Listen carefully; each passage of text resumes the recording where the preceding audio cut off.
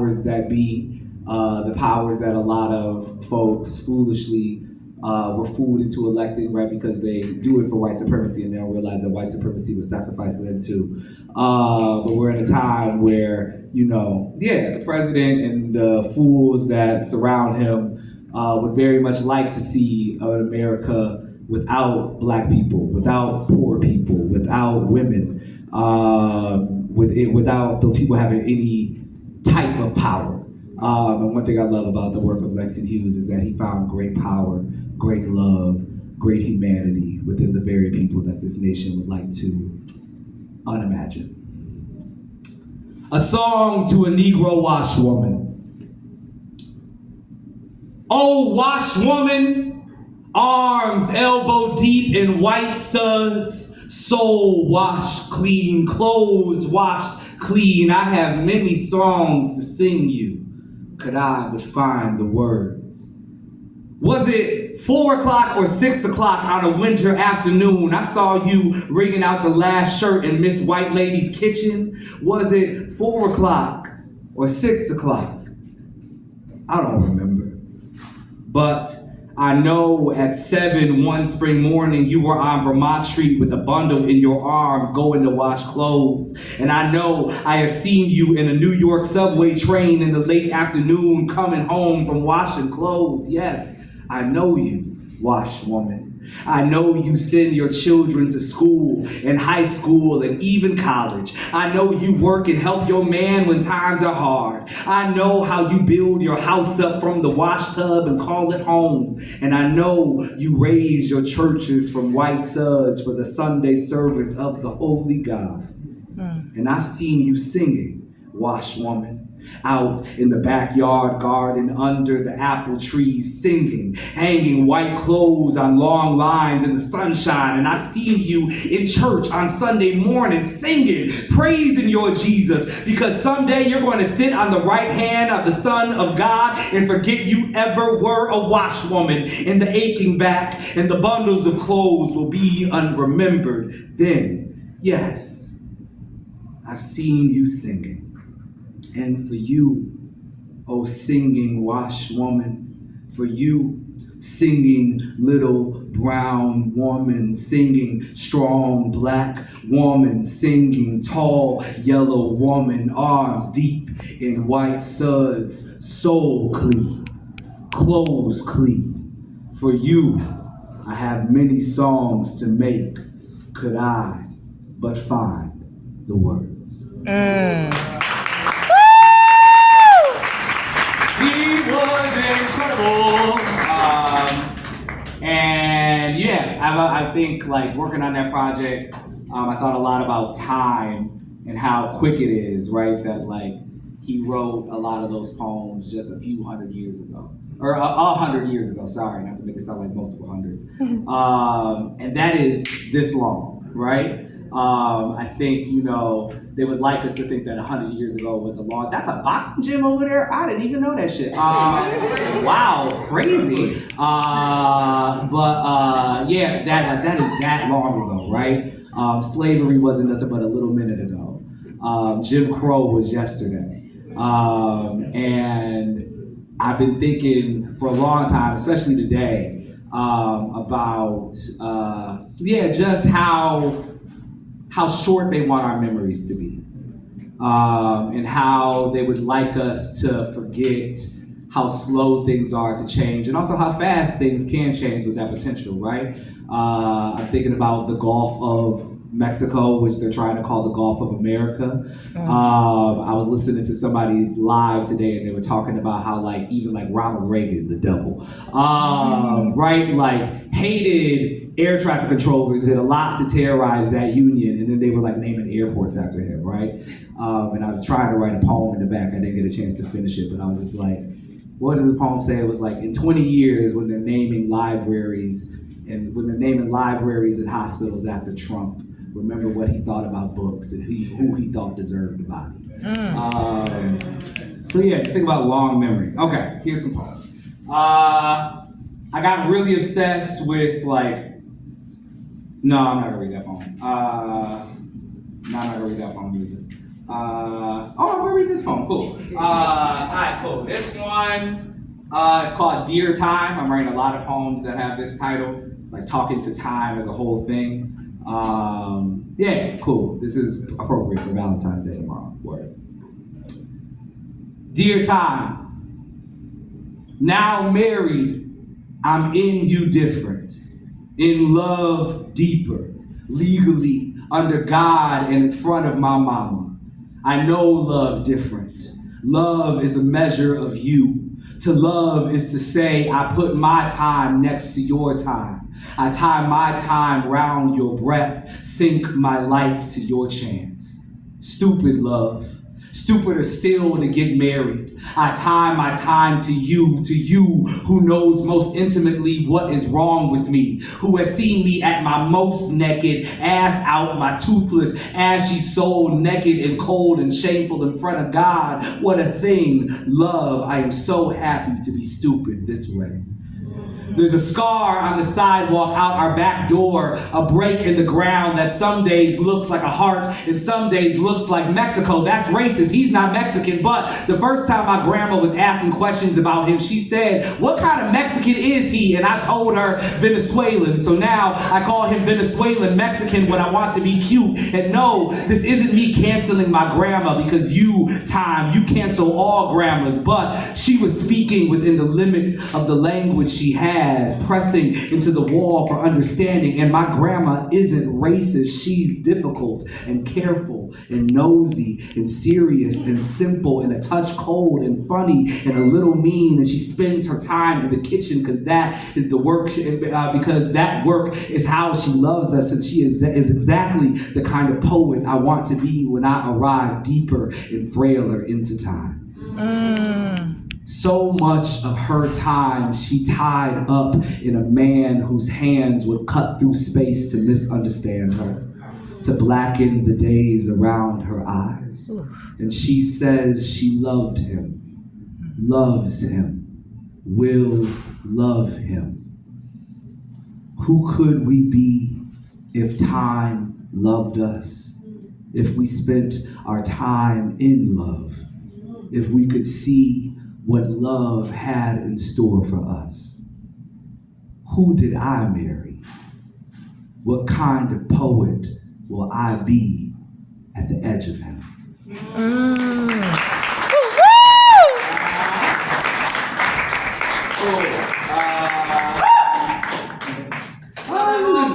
This is like a new joint, like super new. I got asked Thursday, they were like, somebody was like, you want to write a poem for our magazine? And I was like, okay, cool, because they said like a number that could pay some rent.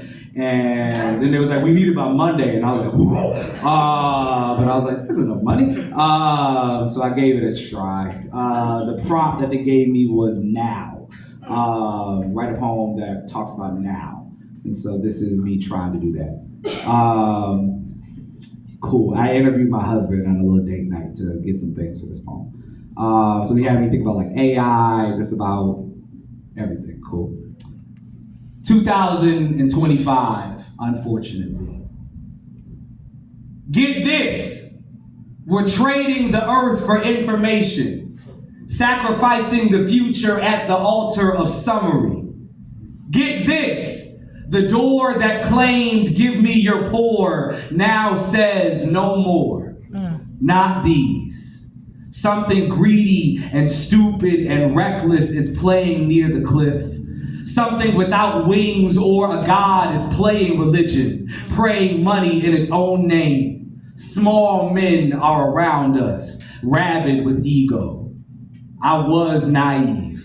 I thought it was good versus evil, then evil versus lesser evil, and, excuse my moralism, now I see how easy and unifying it is to be evil, how despised goodness is. The enemy of love is a nation making plans. The enemy of the future is capital over humans. The enemy of the future is hating your neighbor. The enemy of the future is a fetish for a pathetic past. Ban the books, ban the people, ban all warnings of the Armageddon you engineer, and you can make a profit before you make a killing. Someone should warn the future about humans. Someone should shield the babies from our dreams. God, who is God, let the clarity of my pessimism be an aid to my hope. Let my anger be sharp and used well. May my fear be a measure of love's deep potential. May the dreams of my enemies and my presidents find no flesh to fester but their own. May my enemies who shouldn't be my enemies awake from the fumes of a power they are not promised. May the powers that be become the powers that kneel, and for the love of all that is good, save the children from the madness of fathers who love not their children, but their dominion. My naive belief, love will win. And my hope, by any means necessary. And my warning, any. And my demands, love's peace, peace's endurance, the future's chance, my neighbor's safekeeping, the earth's help, the school's funding, the children uninterrupted, the Nazi's head.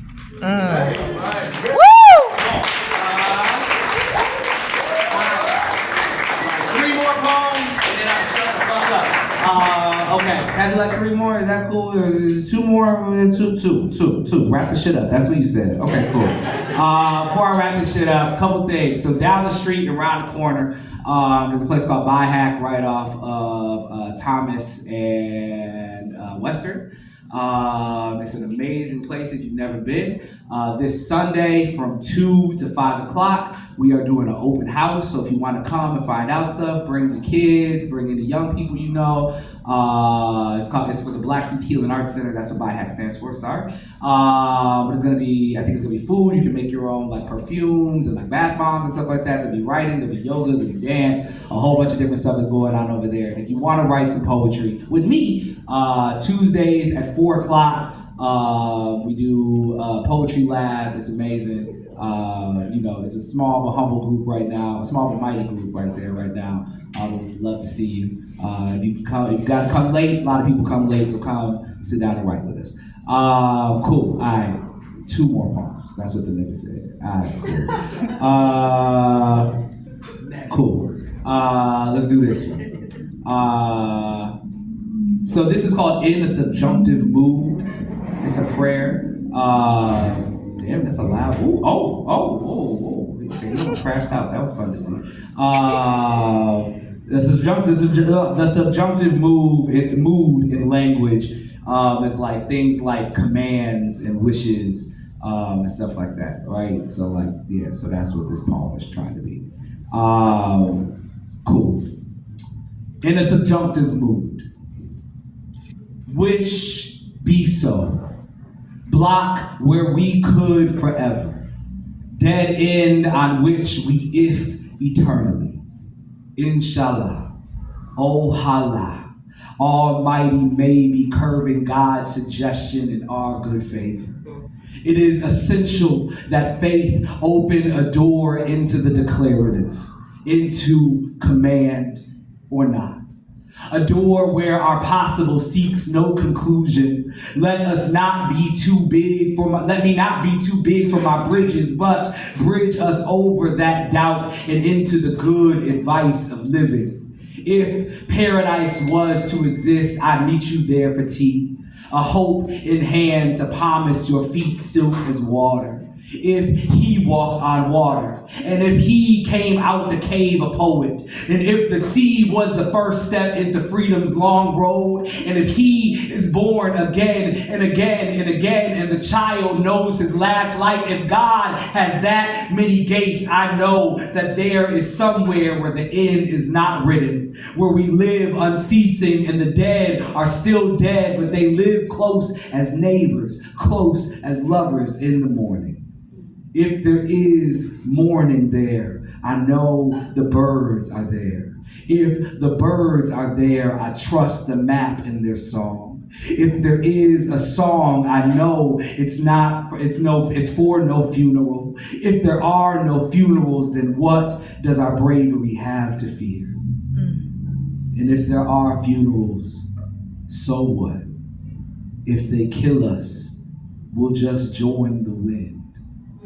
If we wind, what could hold us? What could touch? Yes! I'm black and I've given a lot to Tru Art Speaks, so I'm gonna do my last fucking poem. I know I got told to hurry up, but shit.